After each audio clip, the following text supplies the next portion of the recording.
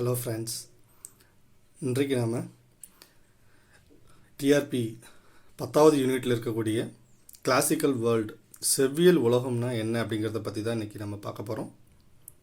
So welcome to GMK easy tips.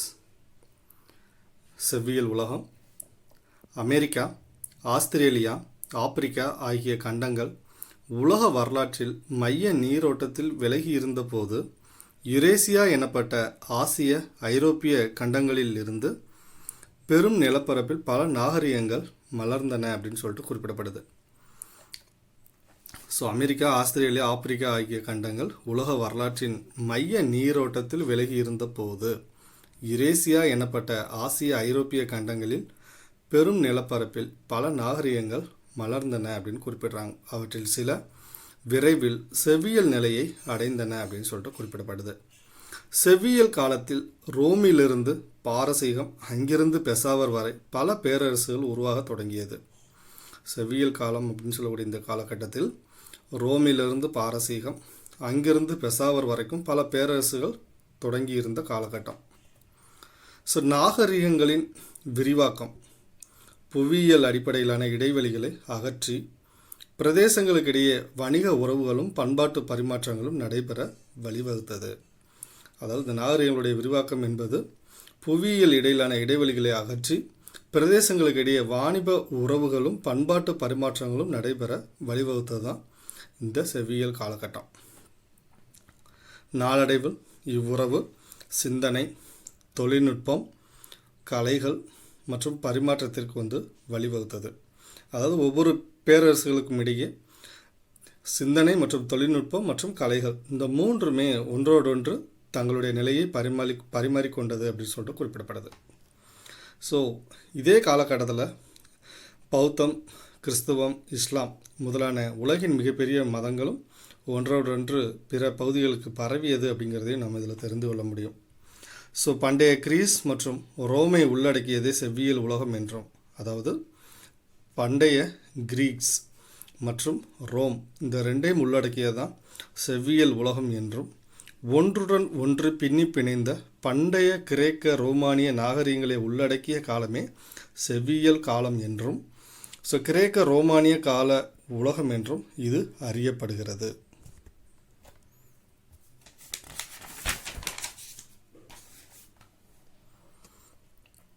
So Greece Hellenic உலகம் அப்படின்னு சொல்லிட்டு இதை குறிப்பிடுறாங்க. ஸோ கிரீஸ்னாலும் ஹெலனிக் உலகம் அப்படின்னாலும் ஒன்று தான். ஸோ ஹெலனிக்னு கேட்டாலும் அதை கிரீஸை குறிக்கும், கிரீஸுனாலும் ஹெலனிக்னாலும் ரெண்டு நேமும் ஒன்று தான் குறிக்குது. ஸோ கிமு 8ஆம் நூற்றாண்டு வரை கிரேக்கம் உலகின் ஏனைய நாடுகளிலிருந்து வேறுபடவில்லை. அதாவது ஒரே மாதிரியான கான்செப்ட் தான் அங்கே இருந்தது. அதாவது மக்களுடைய பழக்க வழக்கங்கள்லேருந்து கலைகள்லேருந்து அனைத்துமே எல்லா பகுதிகளிலையுமே ஒரே மாதிரியான நிலைமை தான் இருந்தது. அது கிரீஸும் அப்படி தான் இருந்தது கிமு 8ஆம் நூற்றாண்டு வரைக்கும். ஸோ மக்கள் படிப்பறிவு அற்றவர்களாக தான் இருந்தாங்க. ஸோ பொருள் உற்பத்தி புராதன முறையிலேயே இருந்தது அப்படின்னு சொல்லிட்டு குறிப்பிடப்படுது. ஸோ வாழ்க்கை அவங்க வாழ்க்கை வாழ்வதற்கே கடினமாக இருந்தது அப்படின்னு குறிப்பிடப்படுது. ஸ்பார்ட்டா தவிர ஏனைய பகுதிகள் மலைப்பாங்காக இருந்ததால் வேளாண்மை விரியடையவில்லை அப்படின்னு சொல்லிட்டு குறிப்பிடுறாங்க.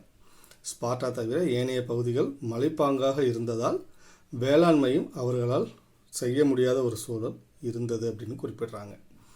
இருந்த போதிலும் கடற்கரையில் சில காலனிகளை நிறுவுவதில் கிரேக்கர்கள் வெற்றி பெற்றதால் வணிகத்தின் வழியாக பொருள் ஈட்ட முடிந்தது.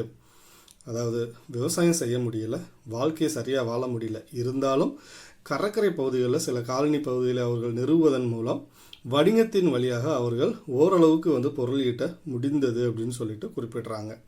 இதன் விளைவாக கிமு 6ஆம் நூற்றாண்டில் கிரேக்கம் பல நகர அரசுகளை கொண்ட ஒருங்கிணைப்பாக மாறியது. ஓரளவுக்கு வாணிபத்தில் சிறந்து விளங்கியதன் விளைவாக நிறைய பகுதிகள் நகர அரசுகளாக விரிவடைந்து அதை ஒருங்கிணைந்த ஒரு பகுதியாக கிரேக்கம் மாறியது அப்படின்னு சொல்லிட்டு குறிப்பிடுறாங்க. ஸோ ஏதென்ஸ் நகர குன்றின் மீது பண்டைய கிரேக்கர்களால் நிறுவப்பட்ட அக்ரோபொலிஸ் எனும் கோட்டையை சூழப்பட்ட நகரம் கிரேக்கர்களின் மேம்பட்ட நிலைக்கு ஒரு எடுத்துக்காட்டாக விளங்குகின்றது. அதாவது அவர்களுடைய நகர வாழ்க்கைக்கு ஒரு சிறந்த எடுத்துக்காட்டாக விளங்கக்கூடிய ஒரு கோட்டை அக்ரோபொலிஸ் அப்படின்னு சொல்லிட்டு அழைக்கப்படுகிறது.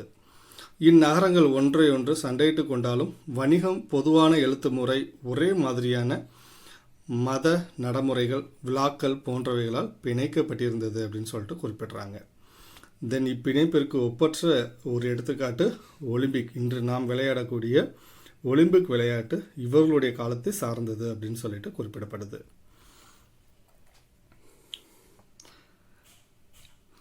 கிரேக்கத்தில் ஆளும் வர்க்கம் நிலங்களை கட்டுப்படுத்தியது அப்படின்னு சொல்லிட்டு குறிப்பிடுறாங்க. அடிமைகள் நிலங்களில் பாடுபட்டனர் அப்படின்னு சொல்லிட்டு குறிப்பிடப்படுது. ஸோ அடிமைகளை கொண்டிருப்பது என்பது ஒரு நாகரிக வாழ்வின் அவசியம் என கிரேக்க எழுத்தாளர்களும் தத்துவ ஞானிகளும் கருதியதாக குறிப்பிடப்படுகின்றது. ஸோ ஆண்டானுக்கும் அடிமைக்குமான உறவை அரிஸ்டாட்டில் எப்படி சொல்கிறாரு அப்படின்னா, கணவனுக்கும் மனைவிக்குமான ஒரு உறவு அப்படின்னும் தந்தைக்கும் பிள்ளைக்குமான ஒரு உறவு அப்படின்னும் அரிஸ்டாட்டில் குறிப்பிடுறாரு. பாரசீகத்தினர் மீதான கிரேக்கத்தின் வெற்றி. ஸோ பாரசீக பேரரசின் அரசரான டேரியஸ், இவருடைய காலம் கிமு 550 முதல் 486 வரைக்கும். ஸோ கிரேக்க நகர அரசுகளை கைப்பற்ற முடிவு செய்கிறாரு. அதாவது இவர் பாரசீக பேரரசர் டேரியஸ். ஸோ கிரேக்கத்தின் மீதான பாரசீகத்தின் முதல் தாக்குதல் தோல்வியில் முடிவுற்றது அப்படின்னு சொல்லிட்டு குறிப்பிடப்படுது. காரணம் உணவு பற்றாக்குறை மற்றும் நோய் தாக்கமால் இவர் இந்த போரில் தோற்றார் அப்படின்னு சொல்லிட்டு குறிப்பிடப்படுது. இரண்டாவது தாக்குதல் இது நிலவழியை தவிர்த்து நீர்வழி தாக்குதலை இவர் மேற்கொண்டார் அப்படின்னு சொல்லிட்டு குறிப்பிட்றாங்க. தென் நாட்டுப்பற்றால் உந்தப்பட்ட கிரேக்கர்கள் என்ற ஹெலனியர்கள் வீரத்துடன் போரிட்டு கிமு 490 மராத்தான் என்னும் இடத்தில் பாரசீக படைகளை தோற்கடிக்கிறாங்க கிரேக்கர்கள். தென் டேரியஸ்க்கு பின்னர் பதவியேற்ற செர்கஸ் மீண்டும் ஒரு முறை படையெடுத்து வந்தார் அப்படின்னு குறிப்பிடுறாங்க. இம்முறை ஸ்பார்டன் படைகளோடு சேர்ந்து ஏதென்ஸ் நகர மக்கள் பாரசீக படைகளை முன்னேற விடாமல் தடுத்து நிறுத்தினர் அப்படின்னு சொல்லிட்டு குறிப்பிடப்படுது. சில நகர அரசுகள் சரணடைந்த போதும் ஏதென்ஸ் பின்வாங்க மறுத்தது அப்படின்னு சொல்லிட்டு குறிப்பிடப்படுது. சலாமிஸ் எனும் இடத்தில் நடைபெற்ற இறுதி கட்ட போரில் பாரசீக போர்க்கப்பல்கள் மூழ்கடிக்கப்பட்டது அப்படின்னு சொல்லிட்டு குறிப்பிடப்படுகிறது.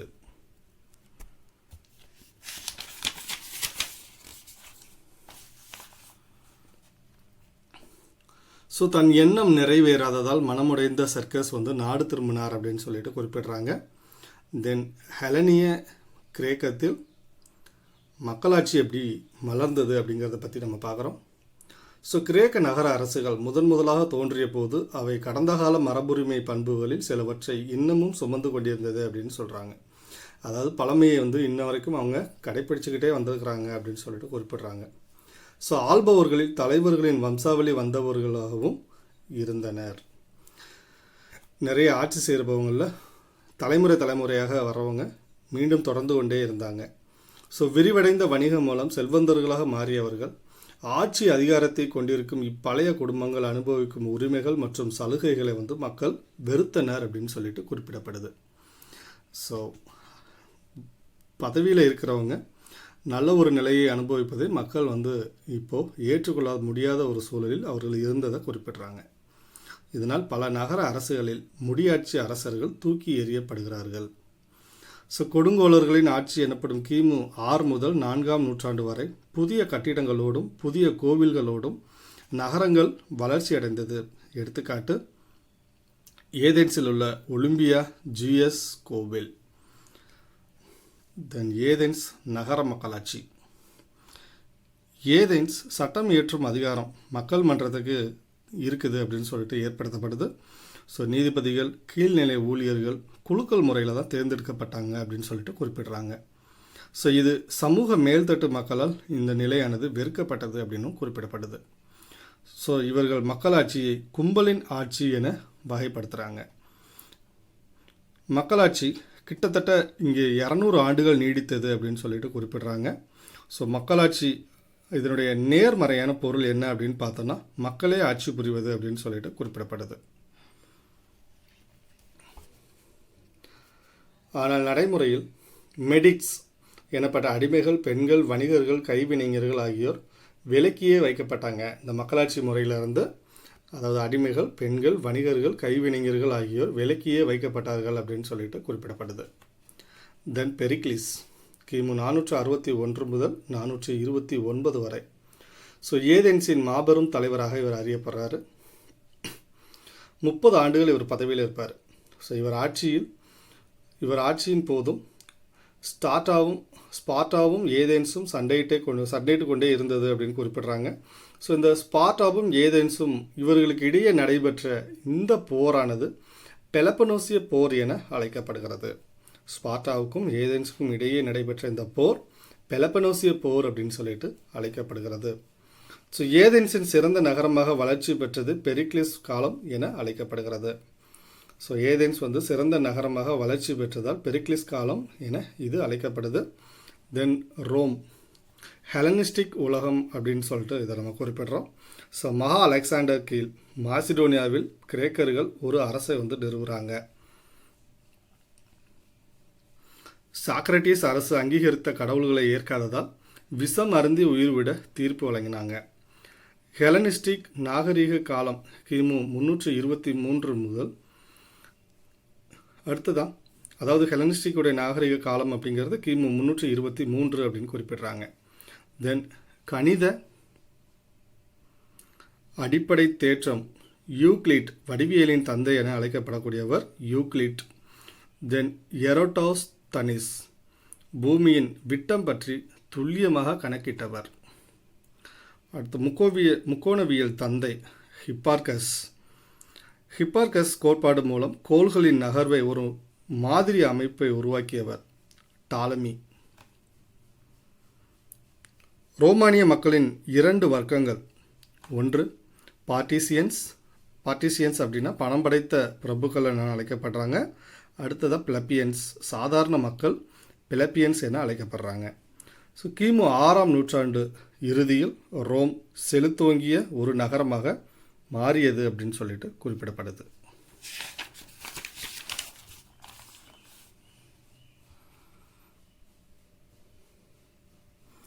கிமு 1ஆம் நூற்றாண்டில் ரோமில் சுதந்திர மக்களுடைய எண்ணிக்கை 3.25 மில்லியன் கொண்டதாக இருந்தாங்க.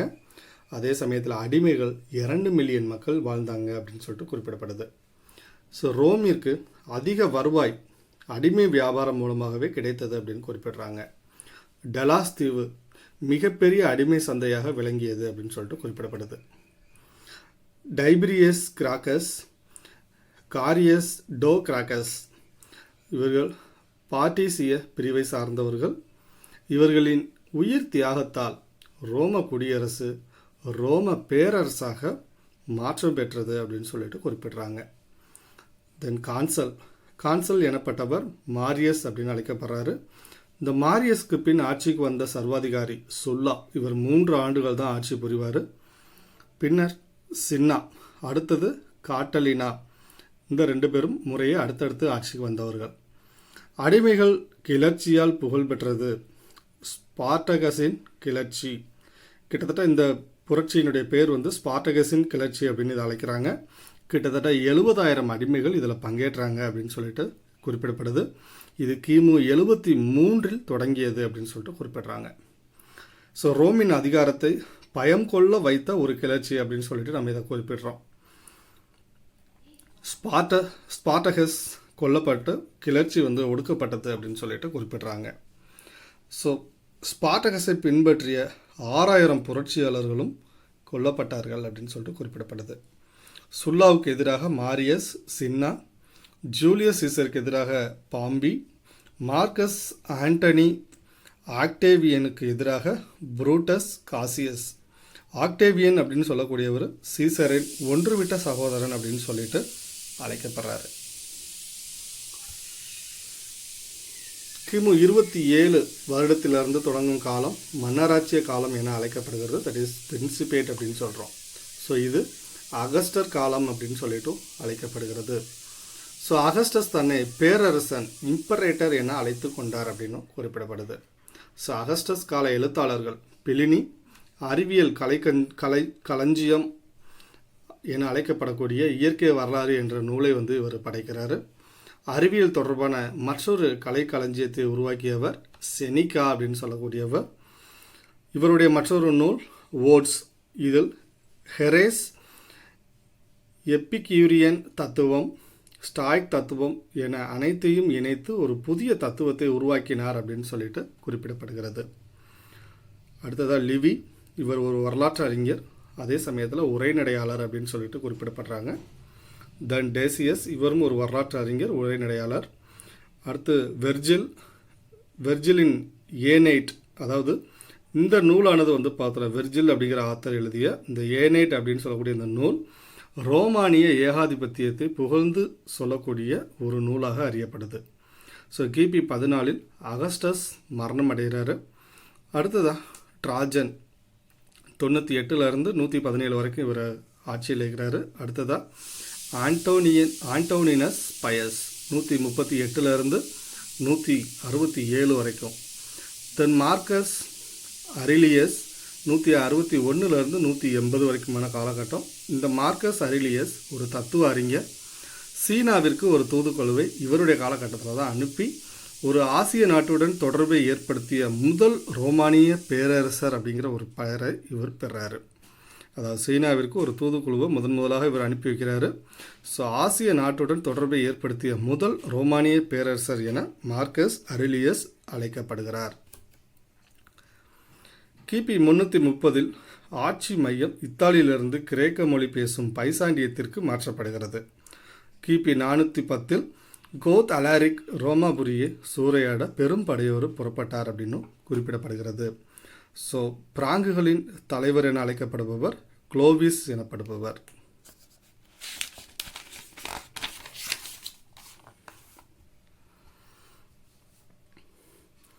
ஆஸ்ட்ரோகோத் இனத்தை சேர்ந்த தியோடரிக் தன்னை ரோமின் பேரரசராக அறிவித்துக் கொள்கிறாரு. ஸோ கடுமையான தாக்குதல் நடத்திய போர், இந்த போரை நடத்தியவர்கள் வந்து வாண்டல்கள் என அழைக்கப்படுறாங்க. கிபி 476 பேரரசர் ரோமுலஸ் அகஸ்டஸ் ஆட்சி மீது வெறுப்பு கொண்ட ரோம இராணுவம் ஒடோவாகர் என்பவர் தலைமையில் பதவி நீக்கம் செய்தது. ஸோ இதோடு மேலே ரோமானிய பேரரசும் முடிவுக்கு வருது அப்படின்னு சொல்லிட்டு குறிப்பிடுறாங்க. ஸோ இத்தாலியில் ரோம் வளர்ந்த போது வட ஆப்பிரிக்காவில் கார்த்தேஜ் வலுவாக வளர்ந்தது அப்படின்னு சொல்லிட்டு குறிப்பிடுறாங்க. ஸோ கார்த்தேஜ் மக்கள் கடற்பயணங்களில் அதே சமயத்தில் வணிகத்தில் சிறந்து விளங்கிய பீனிசியர்களின் சந்ததிகள் அப்படின்னு சொல்லிட்டு குறிப்பிடுறாங்க. இந்த கார்த்தேஜ் யார் அப்படின்னா பீனிசியர்களினுடைய சந்ததிகள். இவர்கள் கடற்பயணம் மற்றும் வாணிபத்தில் சிறந்து விளங்கியவர்கள். இவர்கள் வட ஆப்பிரிக்காவை சார்ந்தவர்கள். அதாவது இத்தாலியில் எப்படி ரோம் வளர்ந்ததோ அதே காலகட்டத்தில் இவர்கள் வட ஆப்பிரிக்காவில் வளர்ந்த ஒரு இனமாக இருந்தார்கள் அப்படின்னு சொல்லிட்டு குறிப்பிடப்படுது. ஸோ ரோமும் கார்த்தேஜும் கிரேக்கர்களை வெளியேற்ற வந்து ஒருங்கிணைந்தாங்க அப்படின்னு சொல்லிட்டு குறிப்பிடப்படுது. ஸோ கார்த்தேஜ் சிலியை வந்து கைப்பற்றுறாங்க. இது ரோம பேரரசுக்கு ஒரு ஆபத்தாக முடிந்தது அப்படின்னு சொல்லிட்டு குறிப்பிடப்படுது. இவ்விருவருக்கும் இடையே நடைபெற்ற 3 போர்களே பியூனிக் போர் என அழைக்கப்படுகிறது. ஸோ கார்த்தேஜ் ஹன்னிபால் என்ற தளபதியை அனுப்பி வைக்கிறாங்க. ரோம் படையை தோற்கடித்த இவர் இத்தாலியின் பெரும் பகுதியை பாலைவனமாக மாற்றினார் அப்படின்னு சொல்லிட்டு குறிப்பிடப்படுது. ரோம் படைக்கு தலைமையேற்றிருந்தவர் பாபியஸ் ஜாமா போர்க்களத்தில் ஹன்னிபாலை வந்து தோற்கடிக்கிறாரு. ஹன்னிபால் விஷமருந்தி மாண்டு விடுறாரு. ரோம் கார்த்தேஜ் மீது 3ஆம் பியூனிக் போரை வந்து அறிவிக்குது. இப்போரில் கார்த்தேஜ் வந்து அழிக்கப்படுகிறது. இதன் பின்னர் மேலே உலகின் நிகரற்ற சக்தியாக ரோம் மாறியது அப்படின்னு சொல்லிட்டு குறிப்பிடுறாங்க. ஸோ இதே காலகட்டத்தில் நம்ம சீனாவை பற்றி பார்க்குறோம். சின் வம்சம் ஆட்சியில் இருக்கிறாங்க. இதனுடைய முதல் பேரரசர் வாங்செங் அல்லது ஹிகுவாங் தி அப்படின்னு சொல்லிட்டு இவர் அழைக்கப்படுறாரு. விவசாயிகள் போராட்டத்தால் இந்த வம்சம் வீழ்ந்தது அப்படின்னு சொல்லிட்டு குறிப்பிடப்படுது. அடுத்ததாக வர்றவங்க ஹன் அரச வம்சம். இவங்களுடைய காலம் கிமு 206 கிபி 220 வரைக்கும். இதோடைய அரசர் லியூபாங் 400 ஆண்டுகள் இதை ஆட்சி புரிகிறாரு. இவருடைய தலைநகர் சாங் அண்ட் வலிமை மிக்க ஒரு அரசராக இதில் விளங்கியவர் வு தை. சீனாவை மேலை நாடுகளோடு இணைப்பது பட்டுப்பாதை என சொல்லக்கூடியது. சீனாவிலிருந்து ஆசியா மைனர் வழியாக இந்தியா, இணைக்கப்படுகிறது. ஸோ சீனா பௌத்தத்தை இந்த வழியாக மூலமே இந்தியாவிலிருந்து பெற்றது அப்படின்னு சொல்லிட்டு குறிப்பிட்றாங்க. ஸோ பரப்பளவிலும் செல்வ செழிப்பிலும் ரோமுக்கு நேராக இருந்த ஒரு பகுதி. அடுத்ததாக கிறிஸ்தவ எழுச்சி அப்படின்னு பார்க்குறோம். டேவிட் சாலமன் ஆட்சியின் போது குறுகிய புகழுக்கு பின் யூதர்கள் மோசமான ஒரு நிலையை அடைகிறாங்க. இயேசு மீது பெரும் நம்பிக்கை கொண்டிருந்தாங்க இவங்க. ஸோ ரோமானிய அரசர்கள் போண்டியஸ் பிலாத்துவிடம் இயேசு ஒப்படைக்கப்பட்டு சிலுவையில் அறைந்து கொல்லப்பட்டார். இயேசுவை சிலுவையில் அறைந்து கொலை செய்தவர் போண்டியஸ் பிலாத்து.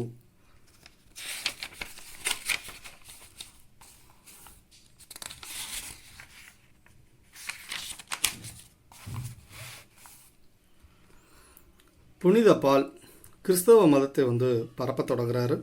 புனித சோஃபியா ஆலயம் கிபி 6ஆம் நூற்றாண்டின் இடைப்பகுதியில் கட்டப்பட்டது. கான்ஸ்டாண்டினோபிள் நகரை உதுமானிய துருக்கியர் கைப்பற்றிய போது இத்தேவாலயம் மசூதியாக மாற்றப்பட்டது அப்படின்னு சொல்லிட்டு குறிப்பிடுறாங்க. குசானர் காலம் ரோமானிய பேரரசின் இறுதி காலகட்டமான ஜூலியஸ் சீசரின் ஆட்சியினுடைய சமகாலமாக கருதப்படுது. ரோமானிய பேரரசின் இறுதி காலகட்டமான ஜூலியஸ் சீசருடைய ஆட்சி காலம் இந்தியாவில் குசானருடைய ஆட்சி காலமாக இருந்தது. அகஸ்டஸ் சீசருடைய அவைக்கு குசானர்கள் ஒரு தூதுக்குழுவை அனுப்பியதாகவும் கூறப்படுகிறது. செவ்வியல் கால சமகாலம் இங்கே தமிழ்நாட்டில் சங்ககாலம் என அழைக்கப்படுகிறது. தென் தமிழகத்தில் கிமு 3 to கிபி 3.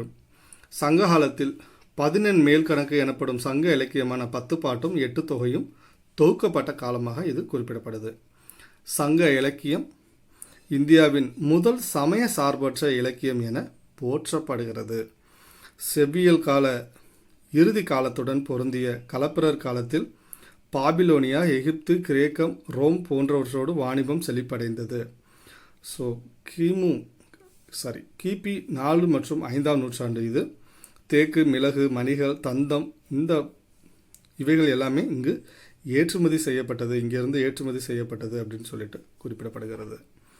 ஸோ இதோடு செவ்வியல் காலம் நிறைவடைகிறது. தேங்க்யூ.